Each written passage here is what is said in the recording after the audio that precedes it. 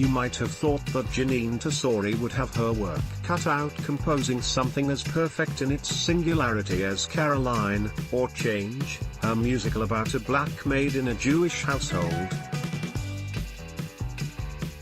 At the time of the civil rights movement. But, in collaboration this time with dramatist Lisa Cron, who wrote the book and the lyrics, she's pulled off another groundbreaking masterpiece with Fun Home. The show is a sublime adaptation of Alison Bechdel's acclaimed graphic novel memoir about growing up lesbian in small-town Pennsylvania with a closeted gay father who was forever obsessively restoring the family funeral home. Hence the ironic title. In 2015, it was the first Broadway musical with a lesbian protagonist and went on to win 5 Tony Awards. This delicate, stunning UK premiere, with the same director, Sam Gold, but with an English cast and musicians, is a typically generous and visionary parting gift from the young Vic's former artistic director, David Lamb, who programmed and produced it. Bechdel subtitles her book a family tragicomic.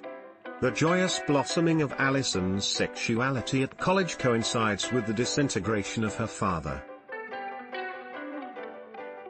Ironically, she only learns of her father's secret gay life as she is discovering her own lesbianism.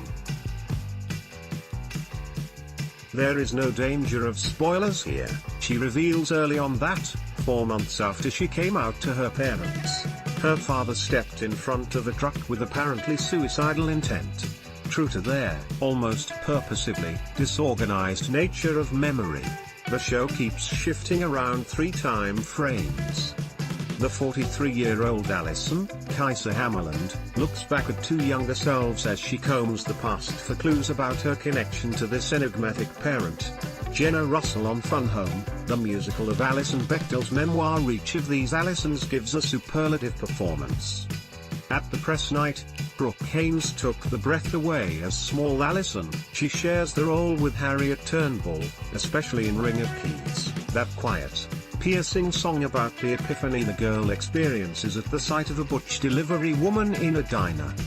Eleanor Kane winningly captures the college student's goofy rapture after losing her virginity. I'm changing my major to Joan.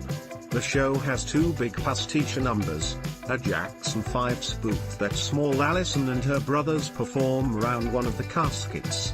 We got Kleenex and your choice of psalm/think of Bechdel when you need to embalm, and, replete with psychedelic lightning, Raincoat of Dreams, a Partridge Family parody that's grotesquely at variance with Alison's actual home life.